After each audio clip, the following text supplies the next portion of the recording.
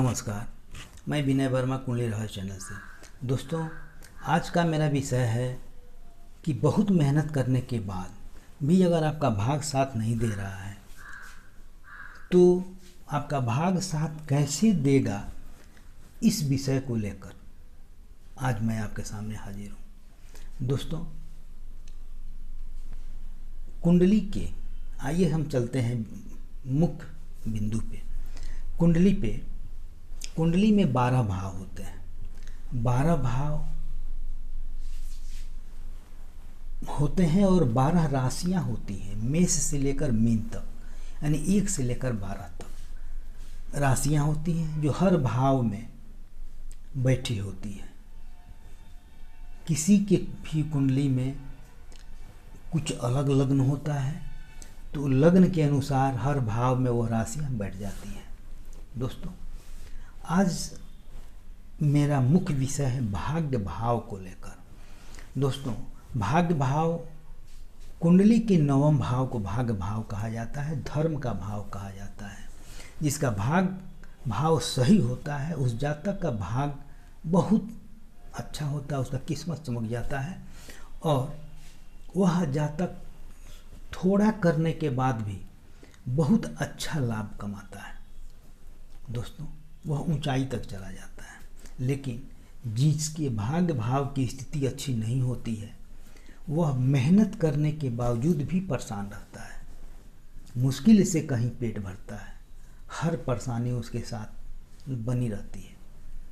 दोस्तों, तो भाग्य भाव को अच्छा करने के लिए उसको समझना चाहिए कि वो कैसे अच्छा करेंगे। दोस्तों, लग्न का 4था भाव सुख भाव होता है,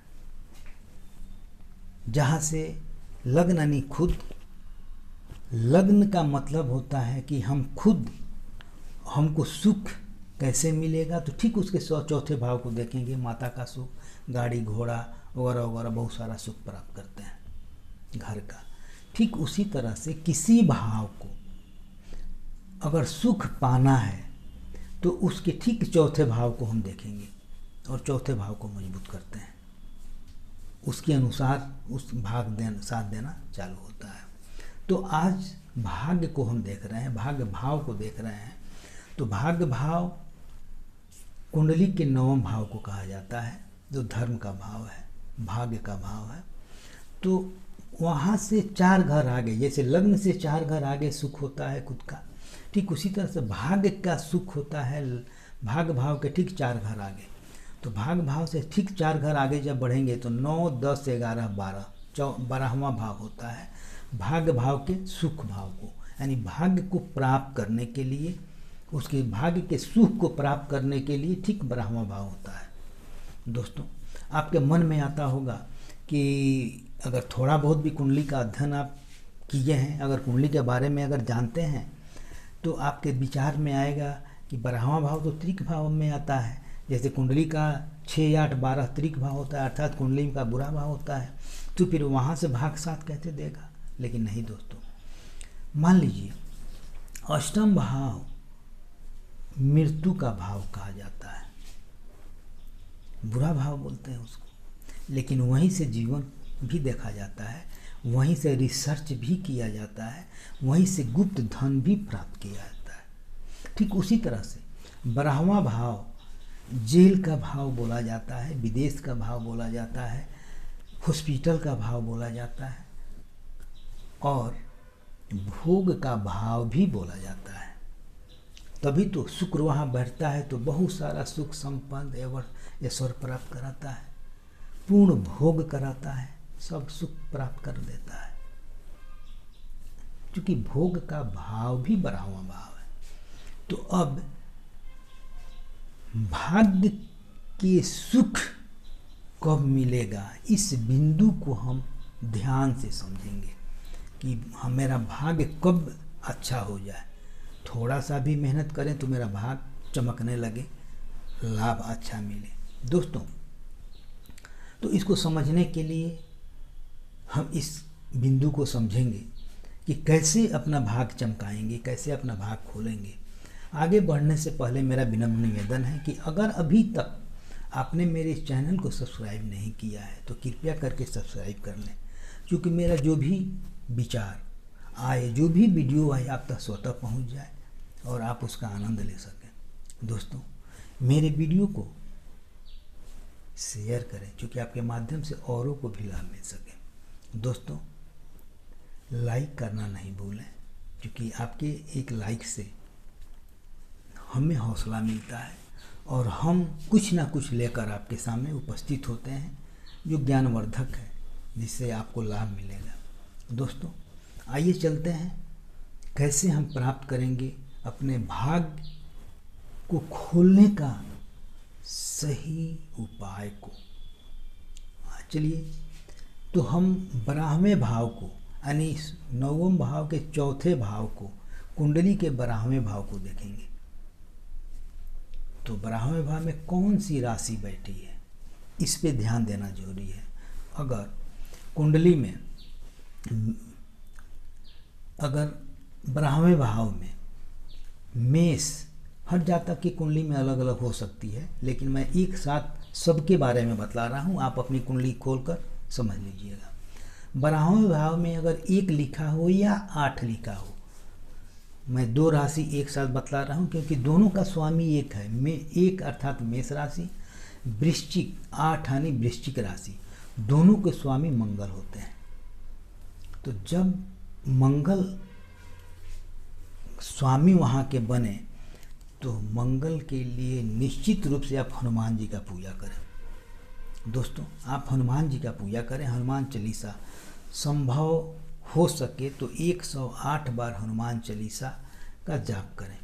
अगर प्रतिदिन नहीं कर सकते हैं तो आप शनिवार के दिन 108 लवंग का एक माला बनाइए, जिसमें सफ़ेद मदार का आग का 11 पत्ता लगा हुआ हो। माला बनाइए और हनुमान जी को माला समर्पित कीजिए, पहनाइए और वहाँ बैठ के 108 बार हनुमान चालीसा पढ़ लीजिए। मंगलवार के दिन हनुमान जी को अगर आप रोट लड्डू चढ़ाते हैं और वहाँ सिंदूर का चोला अर्थात सिंदूर और चमेली का तेल चढ़ाते हैं, संभव हो सके तो सिंदूर और चमेली को एक में मिलाकर और हनुमान जी के शरीर पर लेप करते हैं तो बहुत अच्छा रहेगा। संभव अगर लेप करने का नहीं हो तो वहाँ पे चरणों में चढ़ा दीजिए तो बहुत अच्छा रहेगा। और हनुमान चालीसा का जाप कीजिए 108 बार। दोस्तों, 5 शनिवार और 5 मंगलवार कर लीजिए, निश्चित रूप से आपके भाग साथ देना चालू हो जाएगा। इसके अलावा आप अपने घर के पूर्व दिशा में, ईस्ट में, एक केसरिया रंग का झंडा लगाएं जिस पे जय श्री राम लिखा हुआ हो, और वह झंडा का कलर धूमिल न हो, इसके लिए उस ध्यान रखें, हमेशा फ्रेश हो, ताज़ा दिखे, चमकता रहे। आपके लिए, आपके जीवन में झंडा लहरा देगा, आपका पताखा लहरने लगेगा, निश्चित रूप से भाग साथ देना चालू हो जाएगा। दोस्तों, अगर 12वें भाव में 2 और 7 लिखा हो अर्थात वृषभ राशि और तुला राशि हो तो यह राशि तो शुक्र का है, बहुत अच्छा है। तो अगर शुक्र है तो आप सफ़ेद वस्त्र धारण कीजिए, शुक्रवार को जरूर धारण करें। शुक्र गायत्री मंत्र से एक इत्र या परफ्यूम को एक शीशी लेकर 11,000 अगर आप मंत्र को पढ़ के अभिमंत्रित करके और उस सेंट को अपने शरीर पे प्रतिदिन लगाते हैं, कम से कम शुक्रवार को जरूर लगाते हैं, तो आपका भाग खुलना चालू हो जाएगा।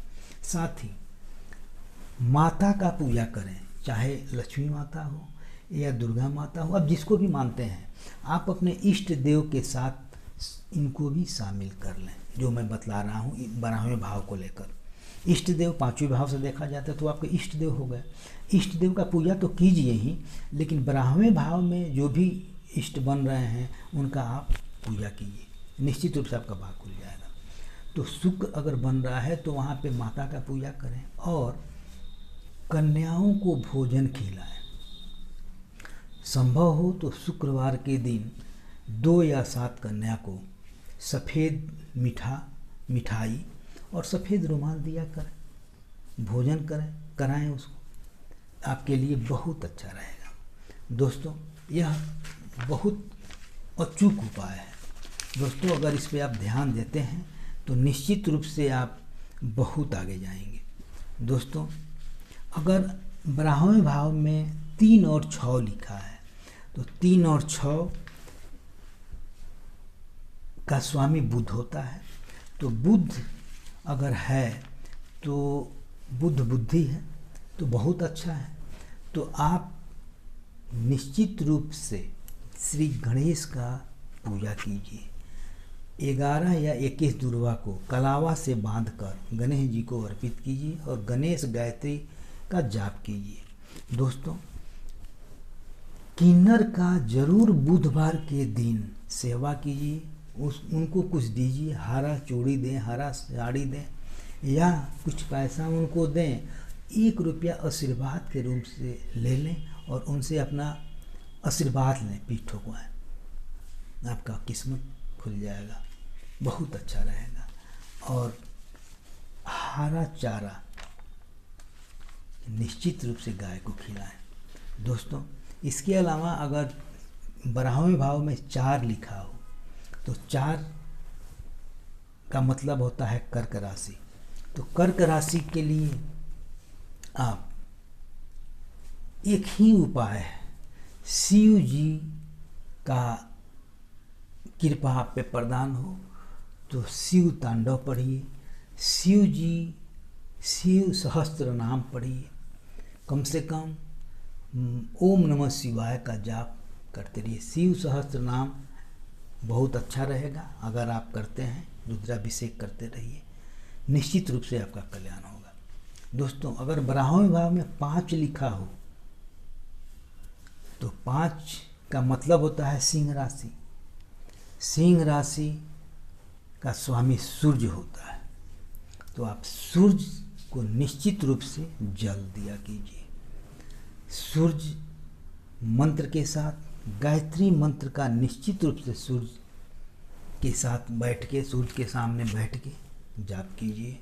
गायत्री मंत्र से भी जल दे सकते हैं। ओम घृण्य सूर्याय नमः से भी मंत्र से जल दे सकते हैं। लाल केसर जल में डाल के, लाल फूल डाल के जल दिया कीजिए।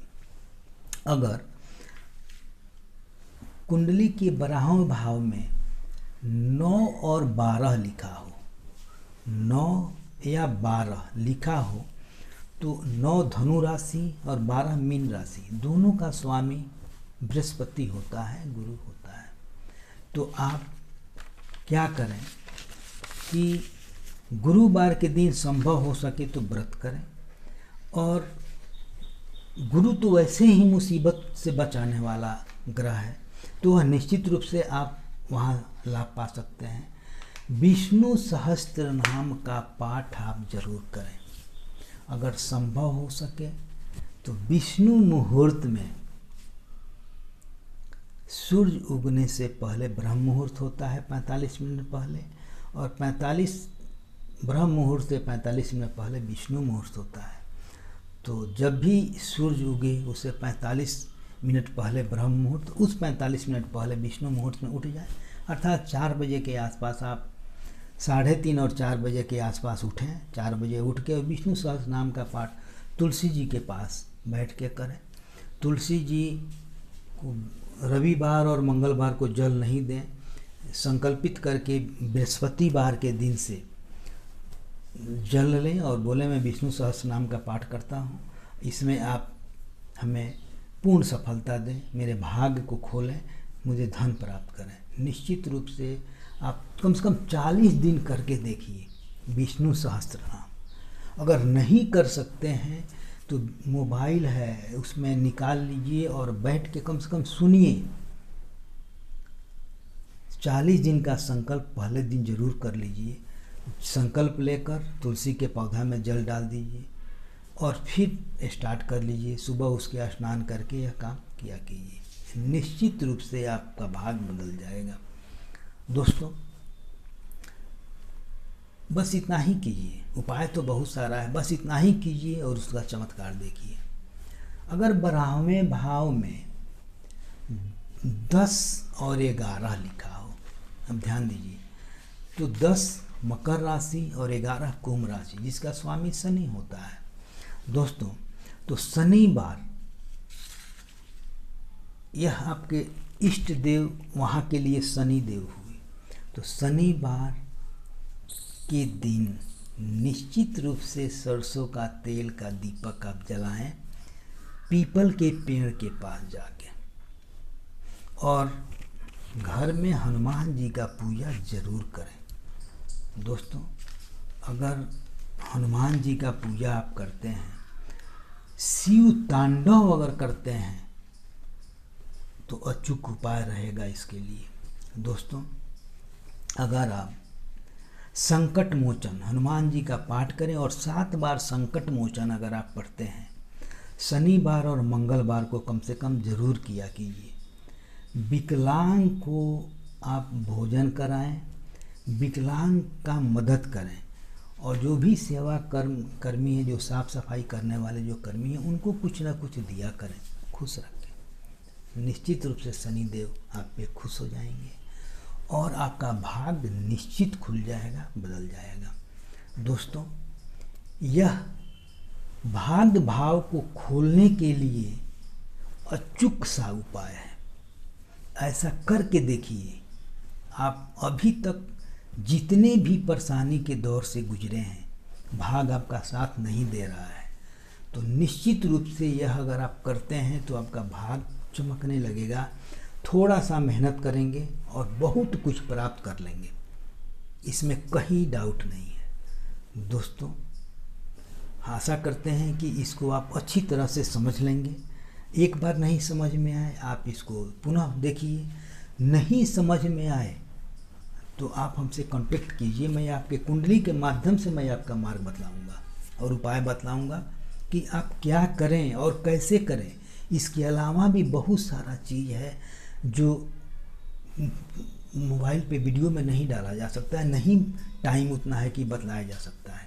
आप संपर्क में आएंगे, डीपली मैं आपके कुंडली का अध्ययन करके आपके भाग्य भाव को खोलने का प्रयास करूंगा दोस्तों। अगले वीडियो में मैं फिर आपके सामने आऊँगा कुछ नया लेकर। तब तक के लिए जय माता दी।